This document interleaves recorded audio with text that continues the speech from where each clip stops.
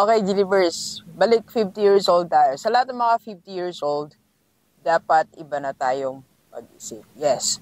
So, mag-comment ka ulit dyan sa baba. Sabi mo, Doc, 50 years old na ako, so kailangan ko ng ibang mag-isip. Baguhin natin ang pag-isip natin. So, yung pag-usapan natin ngayon, it's all about mindset. It's all about how you think. It's all about what you think at age 50.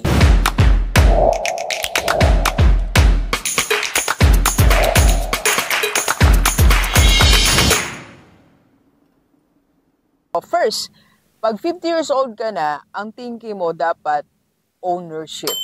That means, ang goal mo dapat be an owner. Dapat may-ari ka. You own something. Di ba nung mga 20s tayo, 30s tayo, or even nung mga early 40s, ang iniisip natin na dapat maging part tayo nitong company na to, part tayo ng business na to, o kaya naman mapunta tayo sa ganun lugar. Pero ngayon, iba na. Ang dapat mo iniisip is ownership. Pwedeng you own a piece of land, you own an apartment, you own a van na kumikita, something like that. So, ownership is more important to you. Pwedeng ownership, you own shares sa stocks, pwedeng paper asset yan. Basta ownership, you own something at age 50.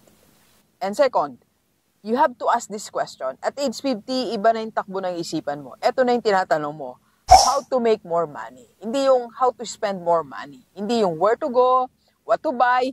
So, ang lagi mong iniisip ngayon, pag 50 years old ka na is, paano ba ako mas kikita? Paano ba madadagdagan tong income ko every 15th, every 30th?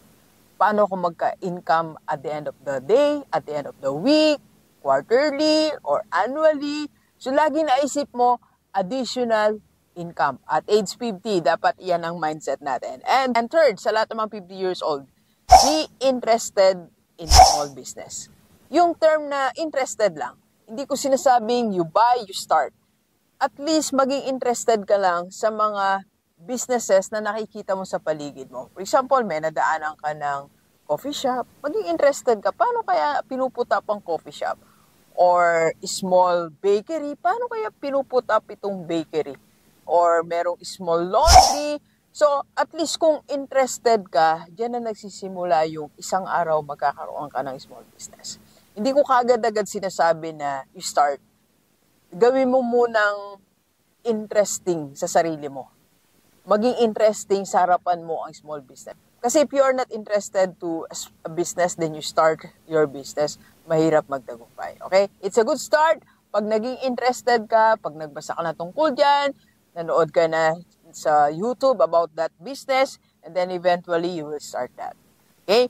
And be obsessed on one idea. At age 50, wag ka na munang kalat-kalat. Yung tamang pag-iisip ng isang 50 years old, nakafocus ka na lang muna sa isang bagay. Alam nyo, pinagdaanan din ni Doc yung kalat-kalat yung isip. At 40 or early 40s ko, even up to the mid-40s, kalat-kalat yung maisipan ni Doc. Meron dito idea. So, alam nyo, nagkaroon lang talaga tayo ng big success dito sa financial industry. Nung siya lang ang inisip ko, as you know, nasa IMG tayo, no? So, nung yan lang ang inisip ko ng 5 years, dun ko naramdaman yung success. Kasi hindi mo maramdaman talaga yung success pag kalat-kalat ang iniisip mo. So, napapagod ka lang because you are thinking, doing different ideas. So, at age 50, mamili ka ng isang idea na gusto mo. Kung interested ka rin sa financial industry, it's okay. So, actually, if you want to join our community, IMG Rockstar, yan lang. PM ka lang sa personal FB ni Doc. And of course, sunod ko na, no, sa lahat ng mag-Kaiser 3-in-1, may healthcare, life protection, and investment. So, yan, punta ka dyan sa industry na yan. Or maybe, kung talaga interested ka sa real estate, yan muna yung tahakin mong landas. Okay? So, pwede kasi natin gawin mga yan on the side. Or pwede mong aralin muna. Sabi ko nga, maganda, interested ka lang muna, tapos aralin mo, bago ka tuluyan na maglabas ng pera for that. Okay? So, one idea lang muna tayo sa lahat ng mga 50 years old. Okay? And next po ay be with people richer than you. Ganyan na tayo mag-isip. Lahat ng 50 years old. Alam mo kasi pag mas mayaman sa'yo, alam naman natin mga mayayaman, iba yung lifestyle yan, di ba? Iba yung routine yan. So at least mabago yung routine natin. Mag-iba ng konti lifestyle natin. ang dami ko rin nakasama na mayayaman. Siyempre, mas mayayaman sa atin. Alam mo, isang natutunan ko sa kanila, mabilis talaga sila sa decision, mabilis silang gumalaw, mabilis maglakad, mabibilis sila.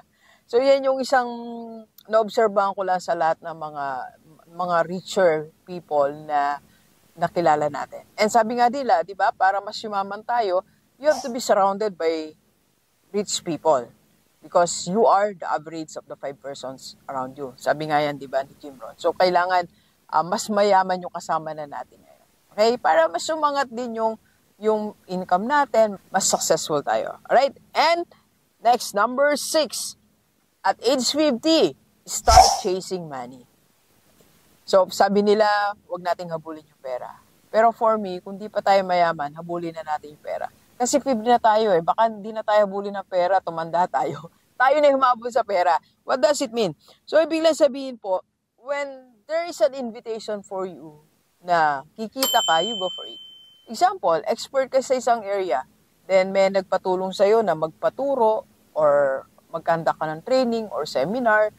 So, you go for that. Or kung merong nag-invite sa'yo na kailangan ng services mo, puntahan mo. Go where the money. Kung nasaan ang pera, kung saan magbabayad sa'yo, magpunta tayo doon. Kasi, you have to chase money. Ikaw yung umabol sa pera kasi wala pa tayong pera eh. Alam mo, pag may pera ka na, abulin ka ng pera. For me, ganun kasi yun eh. First, kailangan mabagot lahat sa atin, mindset natin and all. So, para habulin tayo ng pera. Or, you have money para habulin ka ng pera.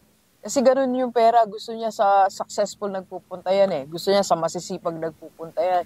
Gusto niya sa maraming ginagawa, nagpupunta. So, ano ko lang yan experience lang ni Doc. Okay? So, next. By the way, sa lahat ng mga gustong invite si Doc na speaker, kung meron po kayong mga team building or seminar, pwede lang si Doc, yan po ang personal level. Right? Ngayon, nandito tayo sa QC. Kausap natin later ang mga business owners sa CCL. So, we'll be discussing leadership, how to avoid burnout. So, lahat ng mga nabe-burnout, and so, meron tayong seminar dyan. And sa lahat ng mga taga Makati or Metro Manila, batch 2 na po ang Explode natin, September 27. See you sa AIM conference. Sa AIM po yan sa Makati. Let's go, let's go! Next is, wear a new look at age 50. So, ibahin mo na yung look mo. Siguro, medyo gawin mo naman na mas formal ka ng konti, casual formal yung mga attire mo, yung mga sinusuot mo. Kasi nga, meron kang gustong baguhin. Gusto mo mas maka-attract ng ibang tao kasi gusto mo maka-attract ng ibang group of people, ibang niche. So, kailangan iba yung looks natin. Ano yung gusto mong i-adapt na looks na magiging komportable ka, na mag-iiba yung image mo, na mas maka-attract ka ng opportunities. Alright? And practice follow through. So, ano ba ibig sabihin yan? So, for example, meron kang gustong gawing project. Then, you assign someone na igawa ka ng business model or may write-ups kang pinagawa. So, you follow through. Kasi minsan, wala namang babalik talagang kusa sa'yo para sabihin na, eto na po yung pinagawa nyo, eto na po yung, by experience sa dami ng team ko, ilan lang yung nagkukusa talagang sumuko na sabihin, eto na po pinapagawa mo, Dok. Walang kusa na magdadala talaga sa'yo. Okay? So, you have to practice follow through para yung mga ginagawa mo nagtutuloy-tuloy. Okay? And last, stop the victim mentality. Yung fault kasi ni ganito, ako tuloy nagbusa, fault ni ano. Alam nyo, maraming tao talaga na sa totoo lang ginagamit talaga tayo. So, nagiging victim talaga tayo. Pero, once lang yon. Once lang yung maging victim tayo, once lang yung ma-realize mo, I was a victim, then move forward na tayo.